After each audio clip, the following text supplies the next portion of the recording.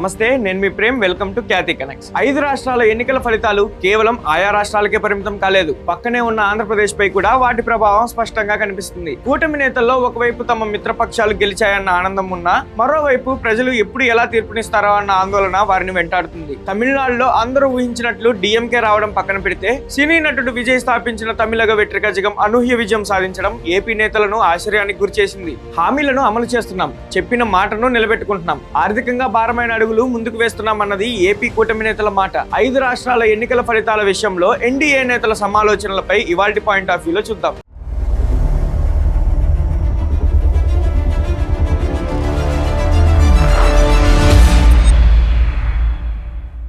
ప్రధానంగా 3 రాష్ట్రాల్లో ప్రజలు మార్పు కోరుకోవడం ఏపీ ఎన్డీఏ నేతలను ఆలోచనలోకి నెట్టింది. అయితే వైసీపీకి మళ్లీ ఓటు వేయాలని మాత్రం భావిస్తుంది. ఇటువంటి ఆశా నిరాశల మధ్య ఉన్న ఏపీ ఎన్డీఏ నేతలు రాబోయే స్థానిక సంస్థల ఎన్నికలు తమకు అగ్ని పరీక్షనని అనుకుంటున్నారు. 5 రాష్ట్రాల ఎన్నికల ఫలితాలపై ఏపీ ఎన్డీఏ నేతల్లో మిశ్రమ స్పందన కనిపిస్తుంది. 3 రాష్ట్రాల ప్రజలు మార్పు కోరుకుంటే ఆంధ్రప్రదేశ్ లో పరిస్థితి అందుకు భిన్నమని కూటమి నేతలు చెబుతున్నారు. ఈ ఫలితాలతో ఏపీ కూటమి పార్టీలు అప్రమత్తమయ్యాయా? 3 రాష్ట్రాల్లో అధికార పార్టీలకు ఎదురైన చేదు అనుభవాలు దృష్టిలో పెట్టుకుని ముందు జాగ్రత్త చర్యలో భాగంగా లోపాలను గుర్తించి సరిదిద్దుకోబోతున్నారా అంటే అవుననే సమాధానమే కూటమి నేతల్లో వినిపిస్తుంది. 5 రాష్ట్రాల ఎన్నికల ఫలితాల తర్వాత దేశ రాజకీయాలు చర్చనీయాంశంగా మారాయి. సమీకరణాలు వేగంగా మారుతున్నాయి. ముఖ్యంగా తమిళనాడు ఎలక్షన్ రిజల్ట్స్ ఏపీలోని ఎన్డీఏ కూటమిని ఒకంత ఆశ్చర్యానికి గురిచేశాయి. అదే విధంగా కేరళలో యూడీఎఫ్ కూటమి, పశ్చిమ బెంగాల్లో బీజేపీ అధికారంలోకి రావడం, పుదుచ్చేరి, అస్సాంలో ఎన్డీఏ కూటమి గెలవడంపై ఏపీ కూటమి నేతలు హర్షం వ్యక్తం చేస్తున్నా లోలోపల మాత్రం ఆందోళన లేకపోలేదు.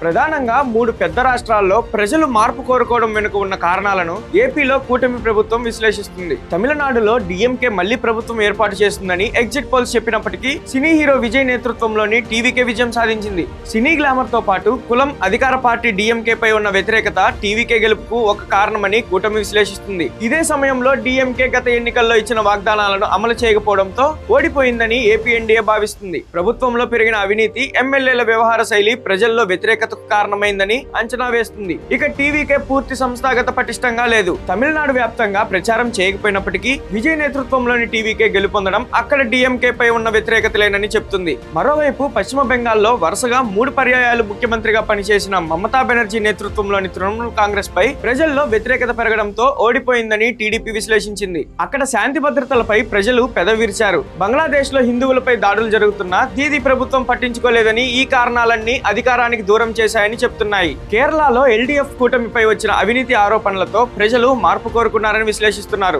ఏపీలో కూటమి ప్రభుత్వం అధికారంలోకి వచ్చి 2 సంవత్సరాలు పూర్తవుతున్న క్రమంలో రాబోయే 3 ఏళ్లు మరింత జాగ్రత్తగా ఉండాలని హోంమంత్రి చెప్పారు. ఈ ఫలితాలు తమకు ఒక రకంగా హెచ్చరిక లాంటివని చెబుతూ ప్రజల్లో ఉంటూ వారి సమస్యలను పరిష్కరిస్తూ ముందుకు సాగితేనే మళ్లీ పట్టం కడతారని చెప్పుకొచ్చారు. ఇక వైసీపీ అధ్యక్షుడు జగన్ ఎన్ని యాత్రలు చేసినా ఉపయోగం ఉండదని టీడీపీ నేతలు భావిస్తున్నారు. 2019కి ముందు పాదయాత్ర చేసి ఒక్క ఛాన్స్ అని అడిగితే అధికారం ఇచ్చారన్నది టీడీపీ నేతల మాట. కానీ వైసీపీ పాలనను చూసిన తర్వాత మళ్లీ జగన్ కు అధికారం కట్టబెట్టే అవకాశమే లేదని మరో మంత్రి పిచ్చాపాటిగా మాట్లాడుతూ చెప్పారు. కానీ జగన్ భూతాన్ని సాకుగా చూపి కూటమి ఏం చేయకపోతే ప్రత్యామ్నాయం ఎవరనేది ప్రజలు చూడరనే విషయాన్ని గుర్తు పెట్టుకోవాలని అక్కడే ఉన్న ఎమ్మెల్యే అనడాన్ని గమనించాలి. సూపర్ 6 పథకాలను అమలు చేయడంతో పాటు రాష్ట్రంలో శాంతి భద్రతలు కాపాడుతున్నామని, దీంతో ప్రజలందరూ ప్రశాంతంగా ఉంటున్నారని జనసేన శాసనసభ్యుడు వ్యాఖ్యానించారు. కానీ తెలుగుదేశం కార్యకర్తలు ద్వితీయ శ్రేణి నాయకత్వం సంతోషంగా లేదని ఎమ్మెల్యే విశ్లేషించారు. ఎన్నికల్లో ప్రజలను పోలింగ్ బూత్ దగ్గరకు తీసుకువెళ్లి ఓటు వేయించే కార్యకర్తలు ద్వితీయ శ్రేణి నేతలు యుద్ధంలో సైనికులు లాంటి వారని, వారిలో ఉన్న అసంతృప్తిని తొలగించాల్సిన అవసరం పార్టీ నాయకత్వంపై ఉందని టీడీపీ సీనియర్ ఎమ్మెల్యే కొందరి నేతల దగ్గర చర్చించారట.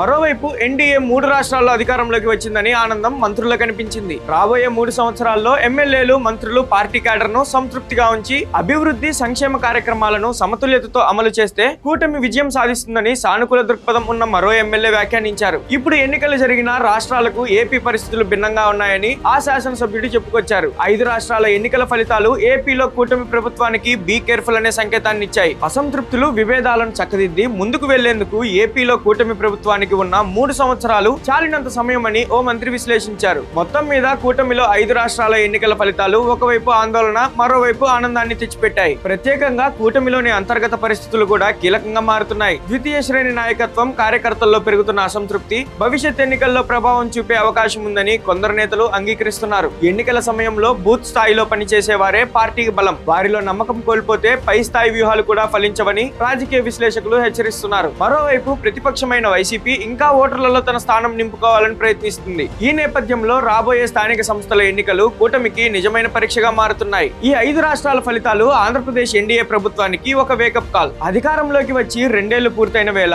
రాబోయే స్థానిక సంస్థల ఎన్నికలు కూటమికి రిట్మస్ టెస్ట్ గా మారనున్నాయి. ప్రజలు కేవలం హామీలను వినడం లేదు, వాటి అమలును గమనిస్తున్నారు. ఒకవేళ లోపాలను సరిదిద్దుకోకపోతే ప్రజలు మార్పు కోరుకుంటే ఆ ప్రవాహాన్ని ఎవరూ ఆపలేరన్నది ఈ ఫలితాల సారాంశం. ఏపీ కూటమి నేతలు ఈ బీ కేర్ఫుల్ సిగ్నల్ ను ఎంతవరకు అందిపుచ్చుకుంటారో వేచి చూడాలి. దీనిపై మీ అభిప్రాయాన్ని కామెంట్ రూపంలో తెలియజేయండి. Thank you for watching Khyati connects.